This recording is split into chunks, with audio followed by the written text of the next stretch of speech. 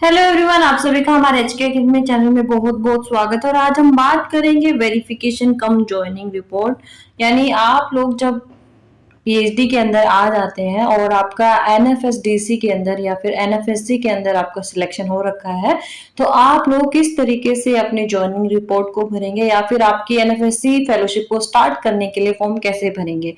क्योंकि मेरे पास कुछ क्वेरीज आ रही थी, कुछ बच्चों के क्वेश्चंस आ रहे थे कि मैम 2024 का जो एनएफएससी का फॉर्म है उसको दोबारा से मैं एक वीडियो बनाकर बताऊं कि किस तरीके से उसको फिल किया जाता है या उसमें क्या क्या चीजें रिक्वायरमेंट है जो हमें इसमें भरनी है। तो यहाँ पर आज हम बात करेंगे एनेक्सर 1 एंड एनेक्सर 2 की। यानी जो आपका एनएफएससी है वो दो, आपका जो वेरिफिकेशन कम ज्वाइनिंग रिपोर्ट है उसके दो फॉर्म है, एनेक्सर 1 और एनेक्सर 2। आपको दोनों फॉर्म भरने हैं और मैं अभी आपको बताऊंगी कि कहाँ पर आपको कौन सी इंफॉर्मेशन भरनी है। तो सबसे पहले हम बात करते हैं फोटोग्राफ ऑफ कैंडिडेट। यहाँ पर पहला ये पोर्शन है, यहाँ पर आपको अपना फोटोग्राफ जो है पासपोर्ट साइज का उसको पेस्ट करना है। इसके बाद यहाँ पे नेम ऑफ द स्कॉलर या फिर नेम ऑफ स्कॉलर या कैंडिडेट, तो यहाँ पे अपर केस में यानी कैपिटल लेटर में आपको नाम लिखना है। जैसे मेरा नाम प्रीति है तो मैं यहाँ पे PREETI मेरे नाम का स्पेलिंग पूरा क्या लिखूंगी, कैप्स में लिखूंगी। तो आपको यहाँ पे कैपिटल लेटर में अपना नाम लिखना है, जो भी आप लोगों का नाम है वो। इसके बाद आपको यहाँ पे अपने डेट ऑफ बर्थ लिखना है DDMMYY फॉर्मेट में। तो इसमें DDMMYY क्या होता है, DD का मतलब होता है डे, आप किस डेट को जो है आपका जो बर्थ है वो हुआ था या फिर जो भी डेट ऑफ बर्थ आपकी है उसमें आपका डे कौन सा है। उसके बाद MM में आपका मंथ भरना है, आपका अगर जून है तो 06 हो जाएगा इस तरीके से। और YY में आपको यहाँ पे ईयर अपना डाल देना है। तो DDYY फॉर्मेट में आपको अपना डेट ऑफ बर्थ यहाँ पे डालना है। इसके बाद आपका आधार नंबर जो है वो यहाँ पर आपको डालना है। और आधार नंबर डालते वक्त आपको बहुत ध्यान रखना है इस बात का कि आपका आधार नंबर बिल्कुल सही डले या आपका आधार नंबर बिल्कुल सही हो, क्योंकि आपको ये ध्यान रखना है आने वाली जितनी भी पेमेंट है वो आधार बेस पर हो गई है। यानी अभी जो पेमेंट आ रही है एनएफएससी स्टूडेंट्स की वो आधार के बेसिस पे ही आ रही है। जो अकाउंट आपके आधार से लिंक होगा उसी में ही पेमेंट आ रही है। तो यहाँ पे जरूरी है कि आपका आधार कार्ड जो है वो बिल्कुल सही उसकी इंफॉर्मेशन होनी चाहिए। इसके बाद यहाँ पे आता है whether belong to a notified schedule caste. इसमें आपको यस करना है, कोई दो राय नहीं है, क्योंकि आप एनएफएससी ले रहे हो। एनएफएससी सिर्फ वही ले सकता है जो एससी कैंडिडेट है, शेड्यूल कास्ट से बिलोंग करते। तो यहाँ पे आपको यस करना है। इसके बाद आता है examination name and session. Examination and name and session में आपका यहाँ पे डाल देना जो भी आपका यूजीसी नेट का हुआ था और उसका जो आपका दिसंबर का हुआ था तो दिसंबर सेशन डालना है, जून हुआ था तो जून सेशन डालना है। इसके बाद एनटीए ई सर्टिफिकेट नंबर डालना है आपको। ई सर्टिफिकेट नंबर जब आप एनटीए का सर्टिफिकेट डाउनलोड करोगे वहां पे ई सर्टिफिकेट नंबर आपको दिया हुआ होता है, तो वहां से आपको अपना ई सर्टिफिकेट नंबर यहाँ पे लिखना है। इसके बाद student ID as per एनएफएससी award letter. आपका जब एनएफएससी अवार्ड लेटर आ जाएगा तो वहां पर आपका या तो आपका रेफरेंस नंबर ही होता है जो आपका देखोगे आप पोर्टल पे, या फिर आपका जो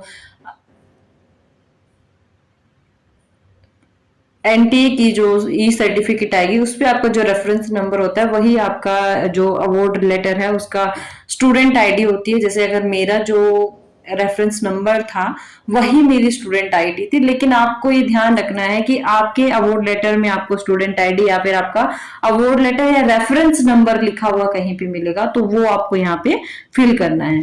इसके बाद यहाँ पे आएगा मास्टर डिग्री का। यहाँ पे आपको मास्टर डिग्री का क्या लिखना है, ईयर लिखना है और यहाँ पे परसेंटेज या फिर आपके मार्क्स लिखने हैं। इसके बाद आपका आएगा यहाँ पे कि आप एमफिल कर रहे हैं या पीएचडी कर रहे हैं। तो अगर आप एमफिल कर रहे हैं तो यहाँ पे एमफिल भरेंगे और अगर आप पीएचडी कर रहे हैं तो यहाँ पे आपको पीएचडी भरना है। इसके बाद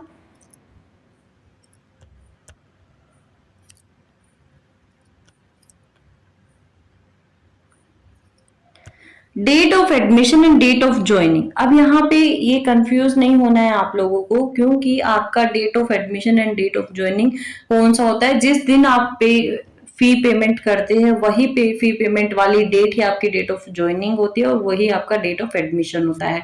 तो आप लोगों को जिस डेट को आपने फी पेमेंट की थी पीएचडी एडमिशन के लिए वो डेट यहाँ पे फिल करनी होती है, ये आप लोगों को ध्यान रखना है।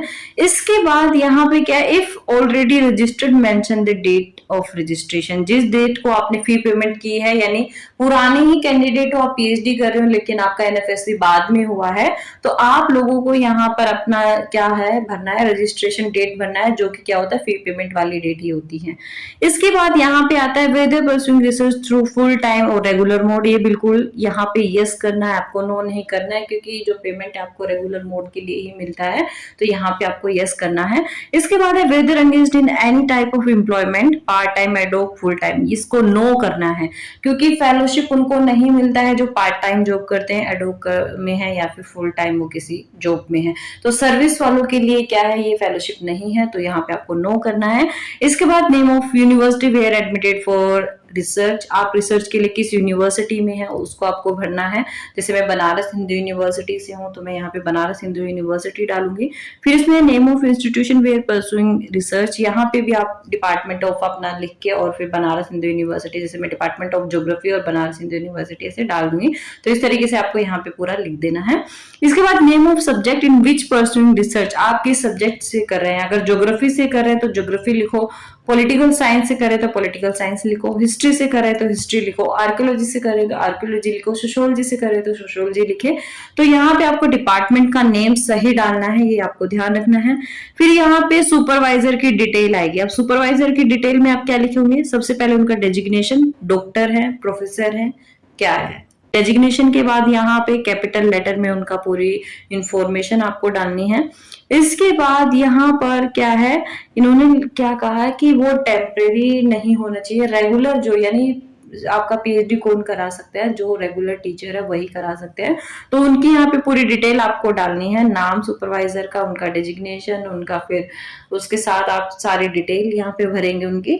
इसके बाद क्या है, वेदर रिसीव्ड और रिसीविंग एनी फेलोशिप, नो, क्योंकि अगर आप एनएफएससी ले रहे हैं तो आप कोई भी फेलोशिप अदर नहीं ले सकते, तो यहाँ पे नो करना है आपको। नेक्स्ट कॉलम पे आते हैं, यहाँ पर सब कुछ करने के बाद आपको नीचे ऑप्शन मिलता है signature of the candidate with date, यहाँ पर आपको आपका सिग्नेचर करना है, फिर आपको यहाँ पे डेट डालना है, उसी के नीचे जिस डेट को आप सिग्नेचर कर रहे हैं उसी डेट को। अब इसके बाद एनेक्सर 2 की बात करते हैं। एनेक्सर 2 में क्या आएगा, ये काफी इंपॉर्टेंट है, लेकिन कोशिश करना कि इसको इंस्टीट्यूशन या फिर आपके जो नोडल ऑफिसर है या फिर आपके डिपार्टमेंट के जो भी एनएफएससी के जो कंटिन्यूएशन लेते हैं, जो कॉन्टीजेंसी के फॉर्म देखते हैं, उन्हीं से ही आप इसको फिल कराएं। सबसे पहले तो आप अपना नाम इजीली डाल सकते हैं, मिस्टर है या मिस है या कोई भी, तो यहाँ पे अपना नाम आपको डालना है। उसके बाद ये बाकी की जो डिटेल है, आप कोशिश कीजिएगा कि आपके यूनिवर्सिटी के जो नोडल ऑफिसर है या आपके डिपार्टमेंट के जो लोग हैं वही इसको फिल करें, क्योंकि वो बहुत अच्छे से इसको फिल कर पाएंगे, क्योंकि ये पूरा जो है ये इंस्टीट्यूशन से जारी किया जाता है। इसके बाद यहाँ पर वो मेंशन करना है कि आपको ये सेंट्रल यूनिवर्सिटी है, इसके बाद डीम्ड टू बी यूनिवर्सिटी है या फुल्ली फंडेड स्टेट गवर्नमेंट या सेंट्रल गवर्नमेंट यूनिवर्सिटी है, या फिर इंस्टीट्यूट ऑफ नेशनल इंपॉर्टेंस से है रिलेटेड है, तो ये कौन सी यूनिवर्सिटी है उस पर आपको टिक करना है। इसके बाद जैसे अगर मैं बात करूँ बनारस हिंदू यूनिवर्सिटी, तो ये सेंट्रल यूनिवर्सिटी है, तो मैं इसको यहाँ पे इसको टिक कर दूंगी। इसके बाद यहाँ पर आपको अपना नाम वही कैपिटल लेटर में ही आपको लिखना है। इसके बाद आपको अपना नीचे सिग्नेचर करना है और उसकी डेट डाल देनी है। इसके बाद सुपरवाइजर का भी आपको ये ध्यान रखना है कि नाम पूरा आपको कैप्स में लिखना है डेजिग्नेशन के साथ। इसके बाद उस डेट डालनी है सिग्नेचर के नीचे, और उसके बाद उनके जो स्टैंप है या सील है उसको लगाना है। यहाँ पे फिर नीचे आप आएंगे तो यहाँ पे अलग अलग कॉलम दिए भी हुए हैं, तो यहाँ पे सिग्नेचर हो जाएगा और डेट आ जाएगी, यहाँ पे आपको नाम लिख देना है। यहाँ पर सेम वही सुपरवाइजर का नेम एंड आपका सिग्नेचर और सील हो जाएगी, यहाँ पे उनका पूरा नेम आपको कैपिटल में लिख देना है। फिर जो हेड ऑफ द डिपार्टमेंट है या signature of head of department है, यहाँ पर उनका सिग्नेचर और सील हो जाएगी। आप लोगों को ये ध्यान रखना है, काफी बार होता है कि हमारा जो हेड ऑफ द डिपार्टमेंट है उनका नाम हम नहीं लिख कर देते, हम डायरेक्ट जमा करा देते हैं और आगे भी नहीं लिखा जाता, तो वो सीधा ऐसे चला जाता है, तो फॉर्म रिजेक्ट होने के चांसेस हो जाते हैं। तो आप लोग ये मेंशन करना या फिर आप लोग इसका ध्यान रखना कि यहाँ पर आप जो आपके हेड ऑफ द डिपार्टमेंट है उनका नाम डाल दें और उनका डेजिग्नेशन यहाँ पे मेंशन कर दें, और उसके बाद आप अपने फॉर्म को आगे बढ़ाएं। तो इससे क्या है कि आप लोगों का फॉर्म जो है वो रिजेक्ट होने के कम चांसेस रहेंगे या फिर वो वापस नहीं आएगा। तो इस तरीके का प्रोसीजर है। और इसके बाद ये दोनों फॉर्म भरने के बाद जितने भी रेलिवेंट डॉक्यूमेंट है आपका, वो सारे इसके साथ अटैच करके, सेल्फ अटैच करके सारे के सारे डॉक्यूमेंट, और अपने सुपरवाइजर से उनको क्या करा के, सील करा के और अटैच करा के उसको आप अपने जो डेवलपमेंट सेक्शन है या आपका फेलोशिप सेक्शन है वहां पर आप जमा करा सकते हैं। और उसके कुछ टाइम बाद आपका जो फेलोशिप है वो उसका पोर्टल आप लोग तैयार कर लेंगे कैनाडा स्कॉलर पोर्टल पर जाकर, और आपका फेलोशिप कुछ टाइम बाद क्या है जनरेट होना शुरू हो जाएगा और आना शुरू हो जाएगा। तो ये था फॉर्म के रिगार्डिंग कि आप लोग एनेक्सर 1 और एनेक्सर 2 को कैसे फिल करेंगे।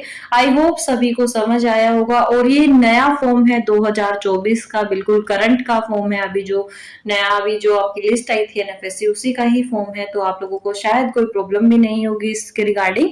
और इसके बाद भी अगर किसी का कोई क्वेश्चन है, कोई क्वेरी है, तो मुझे कमेंट सेक्शन में भेज सकता है। और वीडियो अगर आपको पसंद आई हो तो लाइक कीजिए, हमारे एचके एकेडमी चैनल को सब्सक्राइब करना ना भूले। और अगर आपके दोस्त जिनका एनएफएससी हुआ है और आप ये वीडियो देख रहे हैं तो उन तक इस वीडियो को जरूर शेयर करें ताकि उनको इन्फॉर्मेशन मिल सके। और मिलेंगे नेक्स्ट वीडियो में, तब तक के लिए थैंक यू।